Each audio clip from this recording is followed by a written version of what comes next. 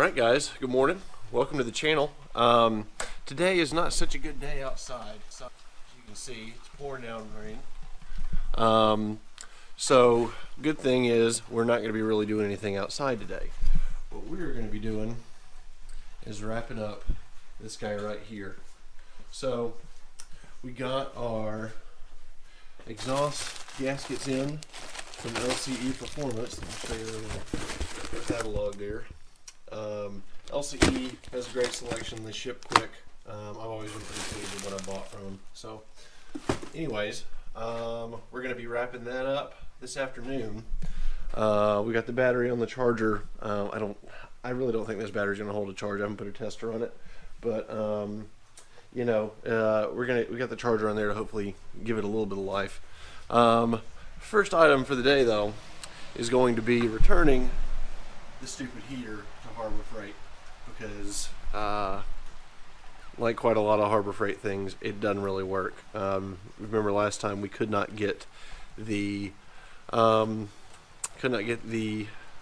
hose to seal up. It was just leaking propane everywhere. So we're gonna try taking that back this morning, and then we'll knock out the 4Runner in the second half.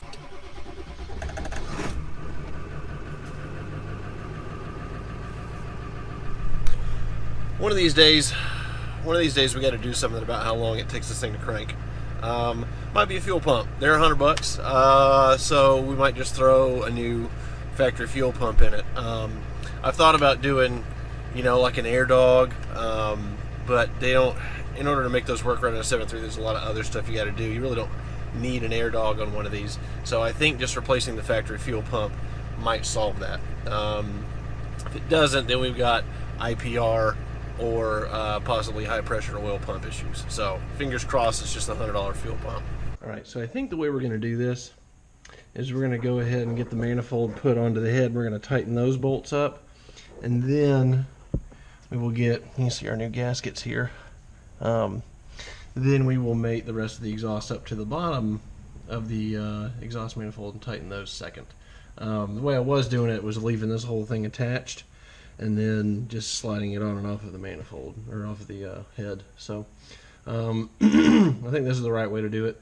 So it'll be a little boring to sit here and as I talk to you while I tighten all these bolts, so I'll just kind of let you hang back, and maybe we'll speed it up for you.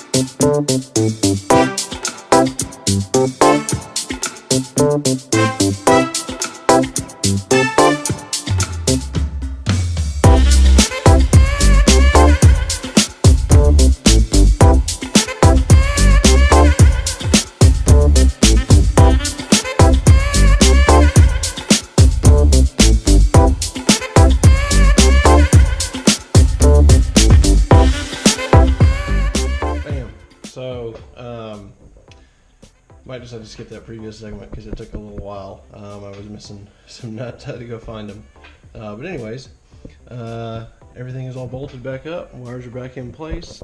So we're going to check one or two more things, tidy up a little bit, and try firing her up.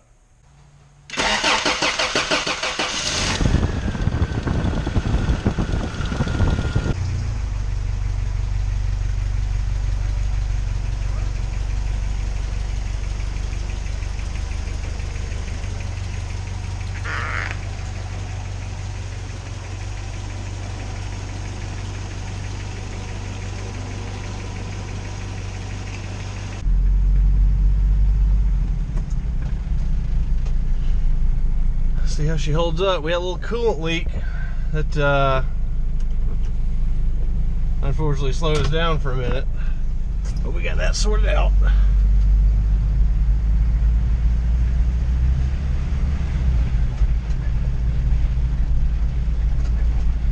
Oh, this is a little scary.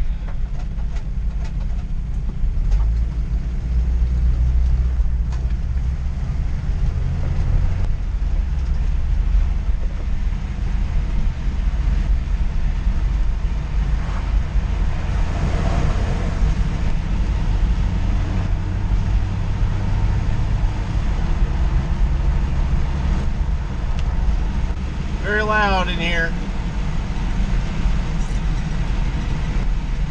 Not driving too bad though.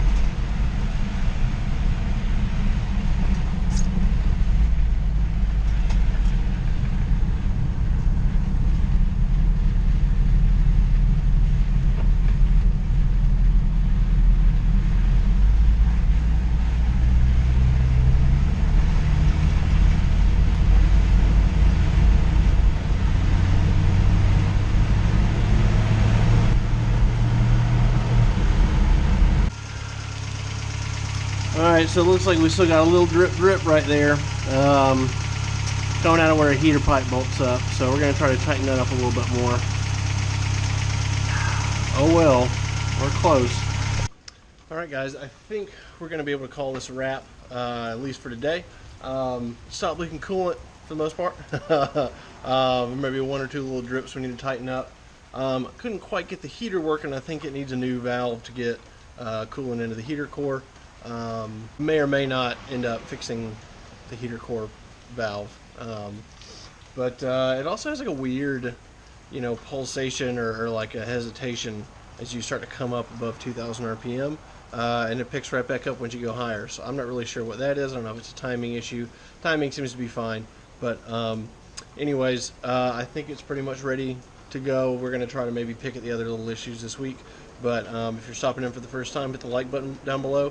Much more importantly, hit the subscribe button below, and we will catch you next time.